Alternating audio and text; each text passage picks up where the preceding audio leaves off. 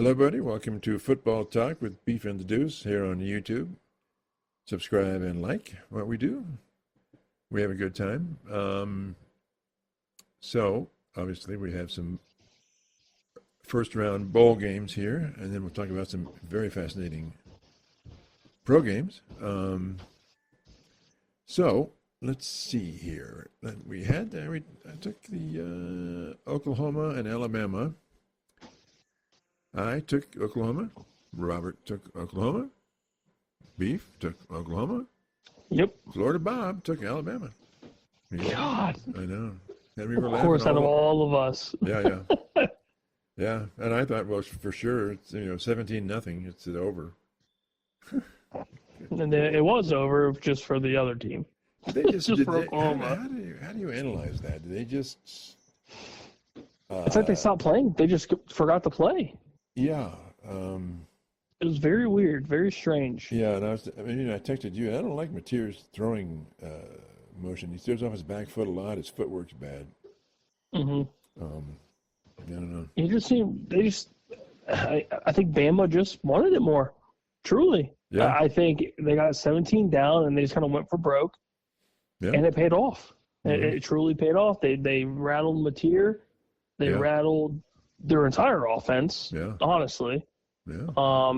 And then you put it in Mateer's hands to try to win the game, and they made it close, obviously with their last touchdown, the deep ball. Yeah. And again, but at the same time, Bama ran the ball, and they ran it relatively okay. Yeah. And they played some tough football. Oklahoma just has no running game. No, they had nothing. Their offense has been their weak spot all year long. Yep. Their defense held up as much as it could until it just couldn't anymore. Until Bama just kind of broke it open a little bit. Yeah. And it was in Norman, Oklahoma. Yep, that wasn't on anyone's bingo card, I'll tell you that. Yeah, not mine. Texas A&M in Miami. You took Texas A&M. Bob took Texas A&M. Robert took Texas A&M. I took Miami. Just rub it in. I know. Just rub it in. I will. That's my job. Oh, my gosh. Who would have thunk it? Outside of you, obviously, but. Yeah, well, yeah.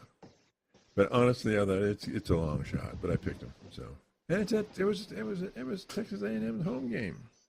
Yeah, it's one of the toughest places to play. Yeah. In a first-round playoff game, and Miami's been decent towards the end of the season, but it is a once undefeated Texas A&M. At one point, the favorite to win the SEC. Yeah. Now they're bye-bye. Bye-bye. Didn't even play in a championship game, and now they're gone. It's crazy. But it's very similar to like what Oklahoma did. Yeah. But this was over a 2-game span? Yeah. 3-game span. It was just they just fell off the face of the earth. Do you think people just figured them out though? That they win by the quarterback and they die by the quarterback. And 3 interceptions. Yeah, I would say so. Miami's front four played out of their minds. Yeah, their defense played absolutely out of their mind. Give them credit. And their offense played as well as they could towards the end, and obviously the 10-3 game is what we got out of it. And I mean, for both defenses, they played solid, but I was very surprised that A&M only put up 3 points. Was it offenses or just playing sloppy? Because they had some good. They were moving the ball basically, but just couldn't get it into the end zone. And of course, Miami it seemed like there was a little something, yeah. And then, I don't know. I mean, maybe it was just it was a defensive battle. Yeah. Or maybe it was a lot of nerves for the first round, which again you can account for at least the first half maybe. Mm-hmm. But the kicking for both sides was just atrocious. I mean, I love me a good doink. But once in a while, jeez, it was a dumpster fire. But if I'm A&M's offense and I'm looking at this game or reviewing whatever they need to review, which is pretty much everything, I mean, you need to figure out a way to not be so one-dimensional with the offense running through running through Reed. Like you need help. Something else. Like he needs help. Yeah. And they couldn't do it. And Miami obviously has, all the talent in the world to do whatever they need to do, and they did. They played better smash mouth football than A&M, and Carson Beck came in clutch when he needed to. Yeah, but I mean, it's like he played less air football. No, he did a good job, but he didn't win the game for them. He just their rushing attack dominated. Yeah, but they ran the ball so well. The Texas A&M quarterback just was flustered and off time, and Beck didn't make those mistakes. I think we even talked last time. Like it'd be the quarterback that makes the less mistakes. Yeah, and it was Beck. Beck played very game manager-esque football, which I feel like for the CFP, nobody cares about your stats. Right. Especially right now, you're just playing to win the game. Yeah, this is NFL football. Just win the damn game. Yeah, and that's what they did. And for Miami's sake, if I'm a Miami fan going into this Ohio State matchup here in over a little over a week, I'm impressed with the rushing attack. So you kind of have some sense of a dual threat from the offensive side of the ball. Now their defense, I don't know if they're going to be able to stop what the Buckeyes have to offer. But at least offensive wise, you're able to not have Carson Beck throw the ball 40 plus times to try to win a football game. Right. So it's good for them, but at the end of the day, they won a very sloppy, defensive heavy football game, and good for the ACC. Yeah, I mean, ACC kind of got shit on throughout this selection process, and here you go. Well, they kind of crapped on themselves, yeah. But, go Duke. Yeah, go Duke. Yeah, well, Duke's in a bowl game. I can't remember which one it is, but they're in a bowl game. Probably the toilet bowl. Something like that. The Cheez-It bowl. The used spark plug bowl. I don't know what it is. I'm here for it. And do we need to talk about the next two games? God, I think we assumed what would happen, or what did happen is what we assumed would happen. Yeah. You picked Tulane. I did, just because, and they got just. Yeah, but kudos to Ole Miss with all the stuff that's going on for them, right? Oh yeah, just ahead, and I wasn't the only one that assumed Tulane would pull the upset because of those headaches. The Lane Kiffin stuff is massive. Yeah, my boy Robert. He did. Oh, by the way, Ole Miss won that game, and Lane Kiffin gets $1 million bonus because of it. Oh, because they won the playoff game? Because they won that playoff game. It's in his contract. How shitty is that? Yeah, he's not even a coach, and he gets $1 million. So he's sitting there doing hot yoga with LSU cheerleaders and just getting paid $1 million. And who writes that check? Ole Miss. What an asshole. What an asshole. He had a great contract. Man, hey, he had the great contract. Genius agent. Yeah. And That's then wild. Oregon just kind of, I'm not, well, of course, it was in the second half, and I'm sure there were a lot of second-string players, but I'm not thrilled with their defense, Oregon's defense. Are you? James Madison played somewhat sneaky-ish offensively. I mean, having a dual-threat quarterback definitely helps. I mean, I love their offense, but I just wonder if their defense is going to hold up. I would say defense-wise, they'll be fine. I think it's one of those games where it's at this point you're up so much, you're just playing not to lose. Right. Playing kind of like that prevent type defense. And probably have your second stringers in playing too. Yeah. So, I mean, good for JMU, at least on paper. Yeah. You look at the score, you lost by 17. Yeah. You covered the spread, which is huge for them. But yeah, they're outmatched from the kick. Like obviously they scored early and that was all fine and dandy, and then Dante Moore did what Dante Moore's done all season. But yeah, I mean, it was first round outside of the Miami A&M game and then Bama Oklahoma. It kind of went as expected. Right. Outside of my BS Tulane pick just to pick them. It was just kind of meh. But now, come New Year's Eve, New Year's Day, we're going to have some damn good football. The matchups, I think, are pretty solid. And we're going to see very soon who's the best. So I talked about it last time with you, and you had your opinion. But I'm hearing more and more keep the group of 5 out. It's a Power 4 championship situation, and give the group of 5 their own championship series. And because these games are so predictable and so lopsided, and it's sort of, in one sense, it's sort of like Tulane is a good team, and so is James Madison, but they're just not those. They're not the Power 4, and with the portal, they will never be. They just never, because all the good players are going to get siphoned off by the Power 4. It's tough. It makes it tough, but and then again, the CFP committee sitting there. Well, the argument against it would be, well, eventually it's going to happen. Eventually an upset's going to happen, blah, blah, blah. Like that's the argument, to keep it the way that it is. Well, also, and I'm sure the money on top of, the appearance of make it into something so massive like the CFP for a JMU, right? For a Tulane. I mean, that's massive for them. So I get that, and I understand the argument to keep it, and I understand the argument against it. But I don't know. I'm watching these games, and I was bored out of my mind. Yeah. I was like, this is done by halftime at most. Oh, yeah. Both were. Yeah, Oregon was way gone by halftime. Oh, yeah. A couple friends texted and was just kind of like, are you still watching this?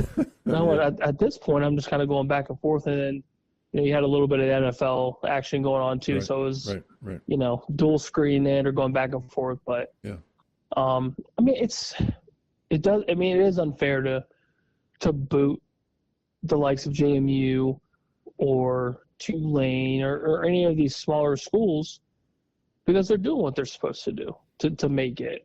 Right. And I don't know if you want to completely shun them away just because of the last 2 years.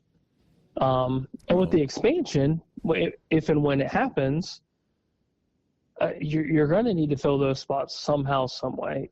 Maybe it's just one, group team and not 2. Right. Well, that was the ACC screw up. Yeah. Yeah. So yeah, you can blame Duke for, trying to win a football game and actually winning a football game. It's not Duke's fault. I mean, they're just doing what they did, right? It's the whole ACC screw up of. Yeah, ACC's poo-poo. Yeah, but anyway. So and okay, you look at Tulane and you look at James Madison. Both of those head coaches are going to Power 4 schools next year. So the cream always goes. The cream always rises out to the top and out. And it's just like, what are you going to do? What are you going to do? Yeah, it's tough to boot them, and it's tough to keep them. Because all the money's in Power 5, Power 4. Yes, it's very tough. But I mean, I don't necessarily hate how it is right now. It's just like you said, it's very predictable. But I don't know if there's a way to eliminate all of it. Yeah, I feel like at some point you still need to keep at least one of those schools to make it fair, to keep it fair, at the very least. At least an option. Yeah. And they could even say, well, you because each team won their conference, but maybe there's a qualifying, like you've got to be rated in the top 20. Like a play-in or something like that. Yeah, and if you don't make it, then you don't make it. In other words, you can get in, but you don't have to get in. In other words, I don't necessarily hate the play-in. I thought that was actually a pretty solid idea. Yeah. So anyway, it's money, huh? It's always about money. Yeah. And it never won't be. So let's talk about the games coming up, since we're not going to be doing a Christmas podcast, and it gets crazy, and who knows what's going on with family and my incredible busy schedule. What are you laughing about? I love it. I'm here for it. So you got to find pants and a button up. Yeah, that's true. Yeah. Yeah, probably find some black socks too. Jeez. Can't wear the high whites. That's right. Sweats and whiteys. There you go. There's one game on Saturday, December 27th, Penn State at Clemson. Pinstripe Bowl. Any thoughts on that game? I don't like either team, but I just love seeing Clemson lose. I love seeing Clemson lose. So. I'd love to see Dabo cry. But I just see it just being such a dumpster fire of a football game. Yeah. I think it's super gross, but okay. Right. Get a roll. At this point, I'm hoping Big Ten wins out. So go Big Ten. Okay, go Penn State. Okay. December 31st in the evening, the Cotton Bowl, Miami at OSU. The latest thing I've seen is OSU's is minus 10. Yep, I figured as much. It'd be around there. What does Miami have to do to beat Ohio State? They have to figure out how to limit the offense. And I don't know, outside of Indiana, if anybody has been able to do so. Right. I don't know if there's a recipe to do it. But outside of Indiana, nobody's done it. And Indiana's defense is the best in the nation. Mm-hmm. So yeah, if Miami has any chance to limit Ohio State, that's probably a big, I guess, necessity. And number two, flip-flop it. Can their offense outplay our defense? Right. Which is ranked 1 or 2 in the nation. So let's say Miami can completely throttle our running game. Well, obviously, we can go to the pass, but if you completely throttle or stop one aspect, then the other aspects can become flimsy. Mm-hmm. So if I was the Miami coach, I'd say let's just focus on stopping the running game and see where that lands us after the first quarter or halftime or whatever. But let's do what we can do, and I think we can. It's going to be easier to stop the Buckeyes' running game than it is their passing game. Yeah.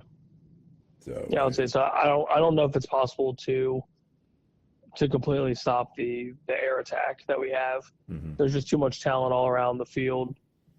You can't double team Carnell Tate and Jeremiah Smith, right? And then have Max Clare wide open or Brandon Ennis wide open I mean the list goes on. Yeah, or one of the backs. Yeah. Okay. But I don't necessarily see a struggle per se for Ohio State to get through Miami. I think Miami played some tough nosed football against A&M, and I still wasn't impressed with either side. True. Just because I think Ohio State is a better team than Texas A&M, and I mean by far better. And Texas A&M is a very, like you said, a very one-dimensional type offense, and if you pressure Marcel Reed, their offense is done. And you get them worried, they're done.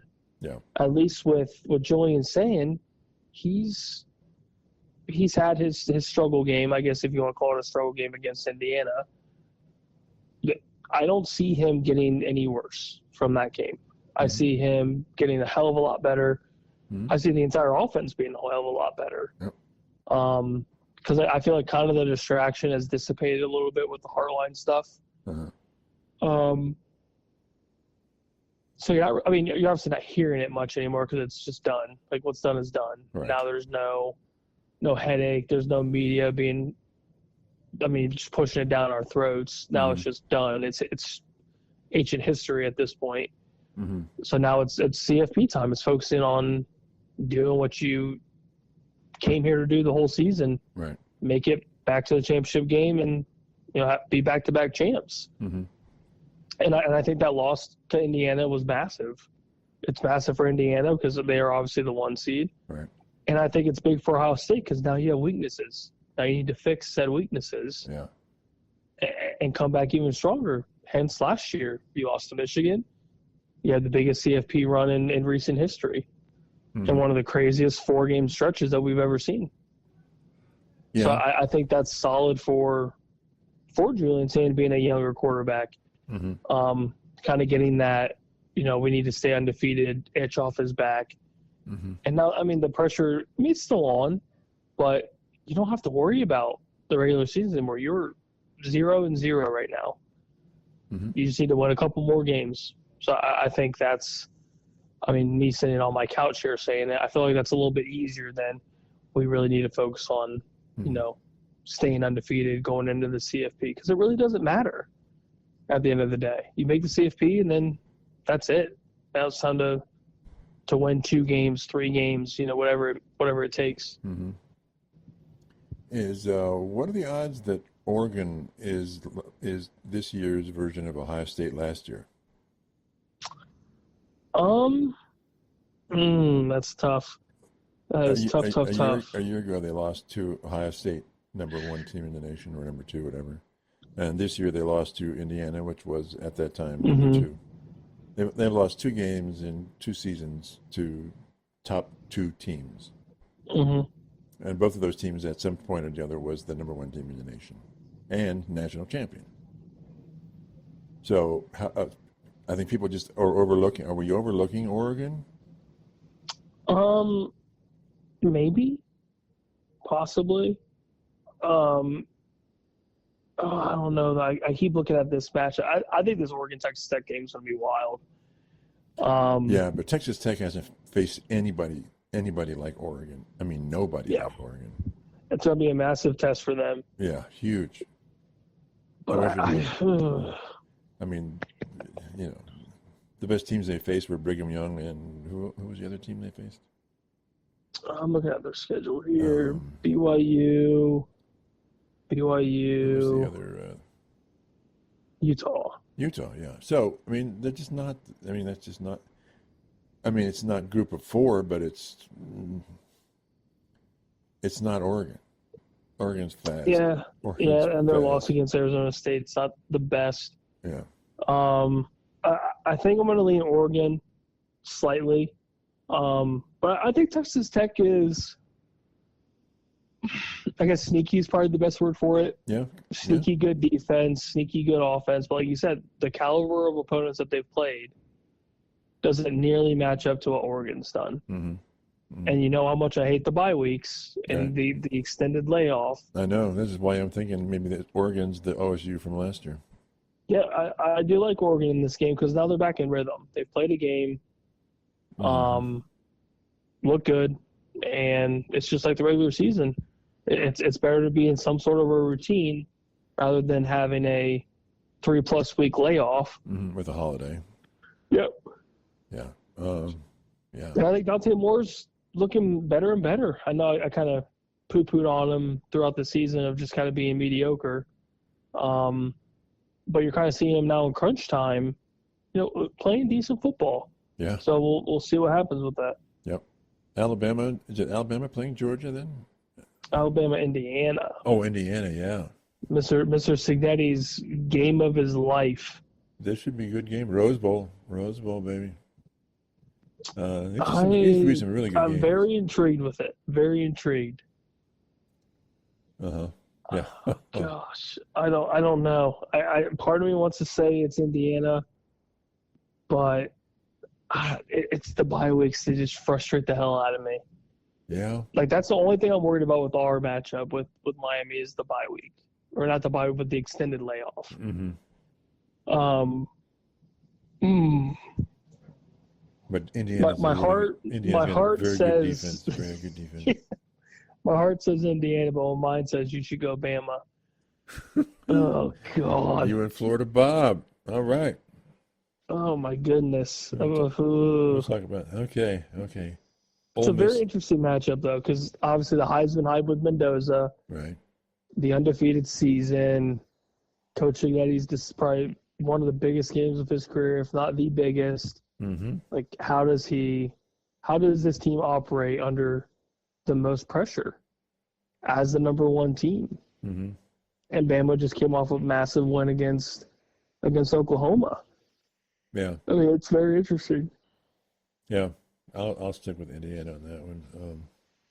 Just from their defense standpoint. Oh yeah, if Indiana's going to win, I think it's defensive. Yeah. A defensive minded win more than anything.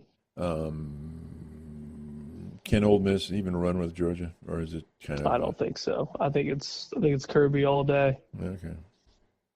I mean, Ole Miss's offense looks really good against Tulane. Right. But my biggest worry with Georgia is quarterback play. Can Stockton win them the game if he needs to? But does he need to, though? That's the. I think if they win, it's going to be on the ground, rushing attack wise, and just having Stockton be a game manager. Yeah, and if Ole Miss can win, they need to run the hell out of the ball efficiently. Yeah. Boy, and Chambliss needs to not turn the ball over. Yeah. If Ole Miss wins this game, that's the story of the year. Oh yeah, Lane Kiffin's over there just probably making another cool millie at hot yoga. Okay. Anything else? Michigan playing Texas. Do you care about that at all? This will be the one time I'm not cheering on the Big Ten. Go Texas. Yep. I think it's interesting because if Arch plays, I think that'd be kind of interesting to see if he does. Mm-hmm. Does Underwood play, or is he, Gonzo just like Coach Moore? Who knows? But I mean, the matchup looks cool, and it's a New Year's Eve game before our big game. So I'm not doing anything over here, so I'll probably tune in and watch it. Do you think -7.5 for Texas is reasonable? I think so. I think Texas is the better team overall, and the team up north's in limbo. Right. They're in limbo. Yeah. So I mean, who knows who's playing under center for them? Who knows if any of their offensive players from the whole season are playing? Mm-hmm. It's tough to say. Yep. It's a pretty big headache. Yep. Okay. Professional football, NFL. Oh, goodness. Goodness. Talk to me about the Packers and Bears. What a game. Last second touchdown, DJ Moore. Bears are just looking very basic, not doing too much.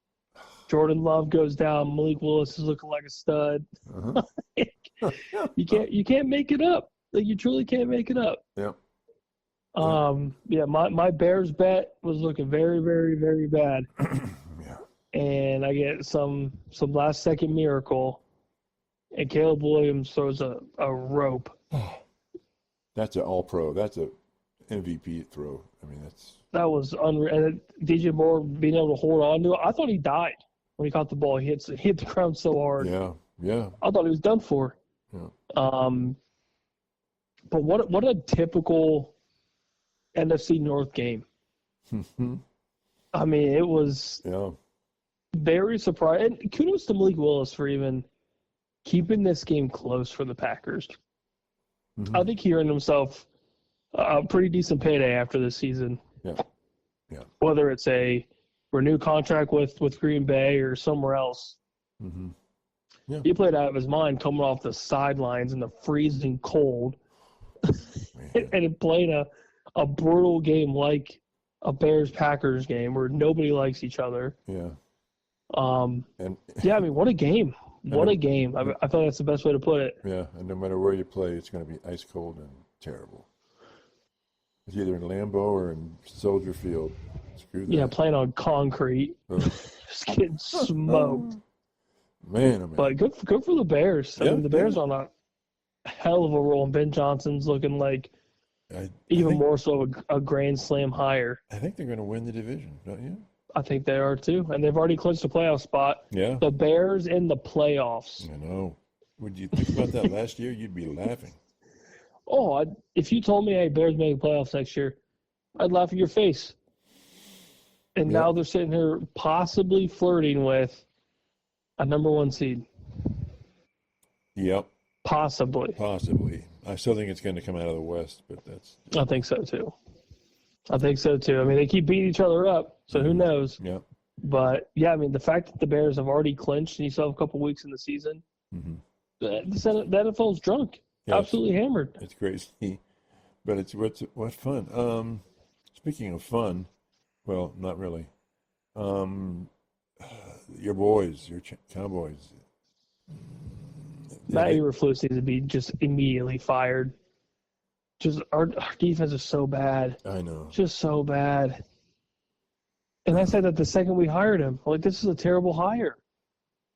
This guy got ran out of Chicago for being just absolute buns. And then we bring him into Dallas thinking, oh, everything's going to be fine because, everyone likes to recycle coaches in the league. That's all they do, yeah. And we bring this turd, and our defense looks even worse. Like, this is unbelievable. Absolutely insane. We're lucky our offense is as good as it is. Yeah. But we can't do that much. Did they just? I mean, it's just like they just weren't. The tackling was so bad at points. Oh, it's always bad. It just looked even worse under, this microscope of the Chargers fighting for a playoff berth, and then Dallas being Dallas. I mean, it's just annoying. Yeah. I hate this team. It's in Dallas. I hate them. It's in the Dallas Stadium, AT&T Stadium, whatever. Yep. It's one of those where, like, obviously we're eliminated from playoff contention. It is what it is. But, like, come on, guys. I know. I know. With the offensive talent that we have, I know. We can't put up more than 17 against the Chargers. Like, that's the thing. And they can just throw and run all over us. Well, can't stop a nosebleed out here. But what does that say about the Chargers, though? I mean, Chargers play good. I mean, they play good enough football to win. Yep. Having their running back for Hampton is big for them. Mm-hmm. And their offensive line played a hell of a lot better than they have. Yep. So as long as they can keep Herbert on his feet, they have every chance to win, any game. Yeah. But when the offensive line sucks, it shows. Yeah. The line. I mean, the Chargers. This is their back-to-back 11-win seasons. For khaki pants. Yeah, you and your khaki pants, love, man. That's right. Well, I mean, he gets results, doesn't he? One way Absolutely. or another. Even he has Absolutely. Much as I hate him, he's doing what he needs to do, and he's making LA look real relevant. Yeah. Speaking of Jags and Broncos, I picked Duval, man. I'm a believer. I think I am too.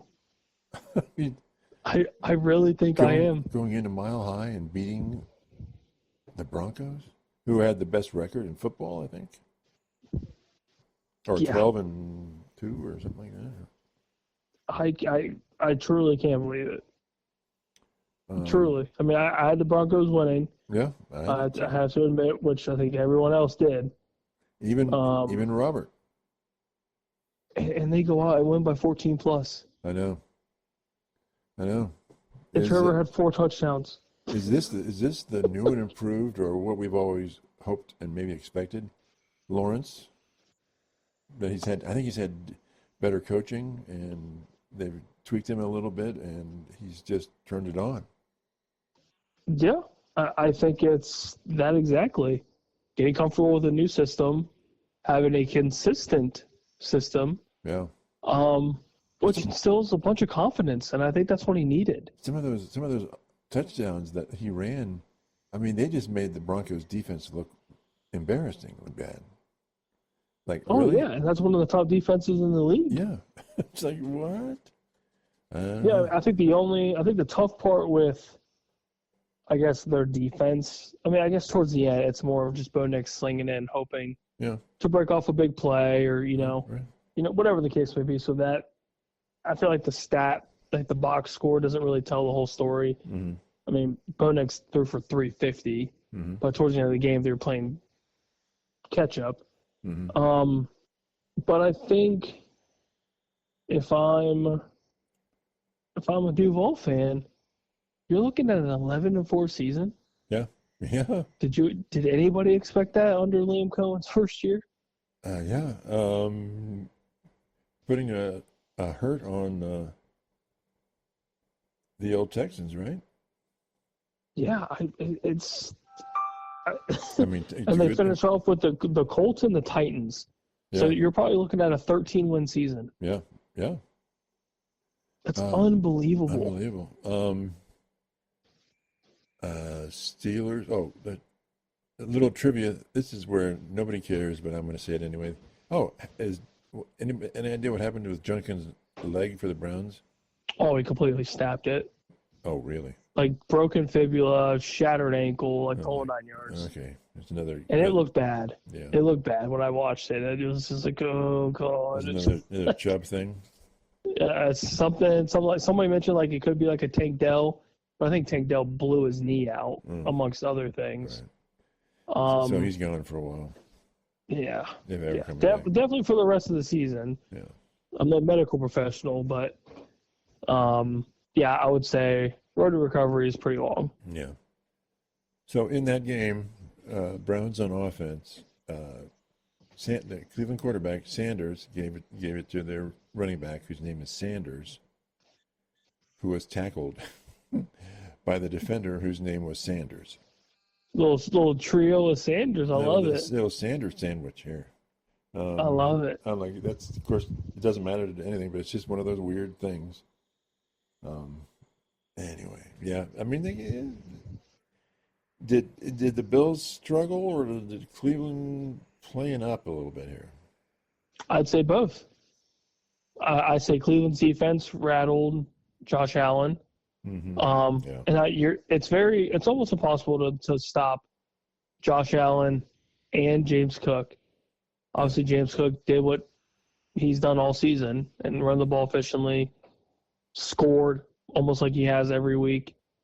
But I think offensively, especially your guys' first drive, touchdown to Fannin, I was like, is this the Browns? Yeah, I know. Are these the Cleveland Browns? If they can knock off those edges off of Shedeur, he can throw the ball. Yeah, he throws a pretty ball. He really does. And I think he's even learning. You can see some improvement in that he's just not running around wildly. He'll just take a sack and not fumble the ball or throw it away. So he's learning he's learning the don't screw it up phase of the game, right? Mm-hmm. So, which helps. Yeah, and I think early, I mean, I don't know if your opinion is the same, but I think you have something to work with. Yeah, absolutely. Quarterback-wise. Absolutely. I think it's one of those where you don't necessarily you need to bend over backwards to get a quarterback next year. I would. Like, I think there's something to work with. Surround him with some personnel that makes it, doable to be a quarterback in Cleveland. O-line. Yeah, and see what you have. Mm-hmm. At least in a full season, and have a legitimate number one receiver. Yeah, I was going to say, how do they've got to get nothing wrong with Judy, but he's just not a number one. No, he's a solid number two. And is that going to be, you think that's a free agency thing? Free agency, draft-wise, I feel like you guys got to go for Cardinal Tate. Almost have to. Yeah. Oh, yeah. Or, I can't remember USC's receiver off the top of my head, the one that won the best receiver award. Yeah. But I feel like that's going to be huge. Or call over to Arizona. Hey, do you guys want to trade Marvin Harrison? We'll take him. Do you think they would, though? I mean, excuse me, it's worth a shot. No, it can't hurt, right? Worth a shot. I mean, they're getting rid of Kyler Murray. Are they really? Yeah, God, he's a dumpster fire. Yeah. I mean, they're sitting there looking, hell of a lot better with Jacoby Brissett under center. Oof. So, he's probably gone. Tua's probably gone out of Miami, so I'm sure Miami's going to yard sale their squad. Yeah. So I'll be curious to see how that works out with Tyreek Hill. If they try to keep Jalen Waddle. Who the hell knows? Mm-hmm. But, yeah, it's worth looking into if I'm Cleveland. Can't hurt. Steelers and the Lions. What a game. 55, 65, 75-year-old Aaron Rodgers. I know. I tell you. goes into Ford Field. and lights it. That dude has got the arm. I was telling you earlier, he's just got that arm. He's got that Dan Marino quick laser throw. He's ageless. I swear to you, he's absolutely ageless. You know, with a team that's relatively mediocre, the Steelers could beat anybody. If he's on his game, they could beat anybody, which is insane. Mm-hmm. I mean, he gives the Steelers a chance to win every game. Yep. And I get the Lions are very up and down this year. They've been kind of on the struggle bus here recently. Mm-hmm.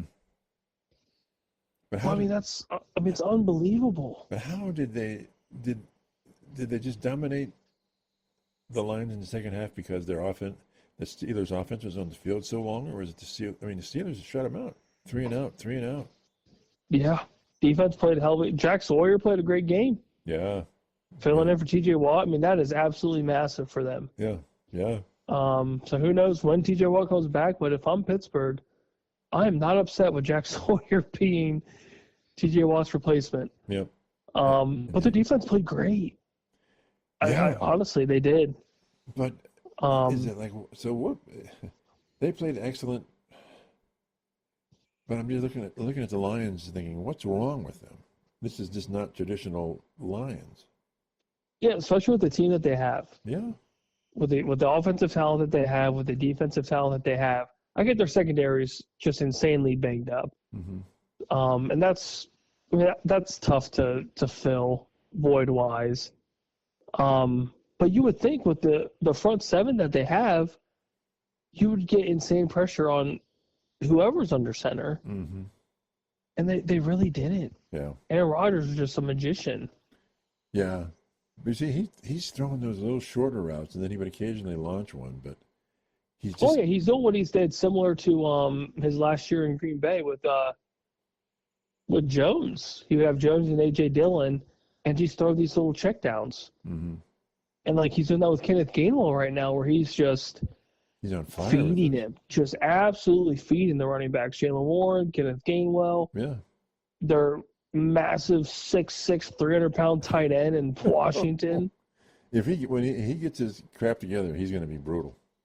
Oh my God! If he's running downfield, you're not tackling him. I'm not tackling him. I'm running away. No, I'll Olay. Just go. I'm not. The end zone is taking out a semi truck, dude. No way. But I mean, he's doing it with just very mediocre talent. Yeah. And it's all working.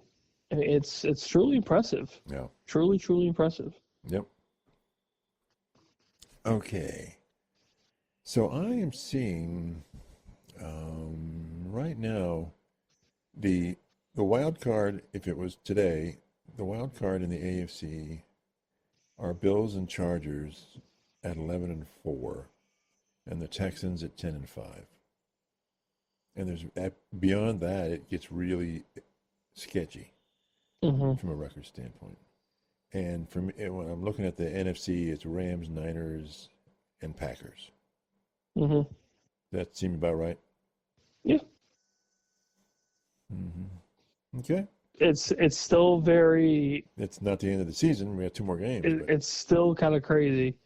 I don't know off the top of my head if the Lions still have a chance to squeak in. I don't think they do. No, because they were 8-6 going in, right? Yeah, so I think after this week they're kind of done. Yeah, it'd be a miracle of miracles. Because I think the last spot right now is the Niners. Yeah. I think they're 7. I mean, there's no way. And the Niners are a double-digit win team. Yeah. I mean, the NFC is strong as hell right now. Yeah. And then I don't even know if we've even gone into the Carolina-Tampa BS. Tampa's falling off the face of the planet. Yeah. Carolina's out here just doing what nobody thought they could do. Right. Probably even Carolina.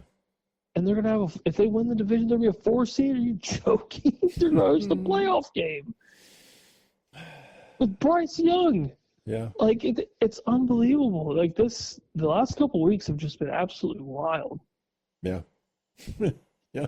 I love playoff football, but I also love, and we've said it before, December football in the NFL is just... It's the best. It's cinema. Yeah. It's absolute cinema. Yeah. Yep.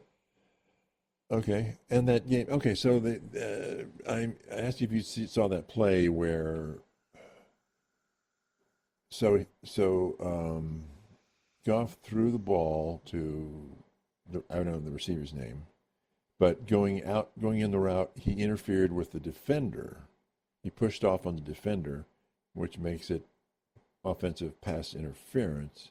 He catches the ball as the play went on. He catches the ball, was being tackled, and then lateraled it to Goff, who went into the end zone to score a touchdown. So the play, I'm trying to understand this myself. So the play actually was a touchdown. The play stood, but there was the penalty of pass interference. So once the Steelers accepted the penalty, that negated the touchdown. Yep. And because it's at the end of the game, they do not extend the game on an offensive penalty. The game is then over. Yep. Whew. How crazy is that, right? Yeah. Yeah. on a play like that, too.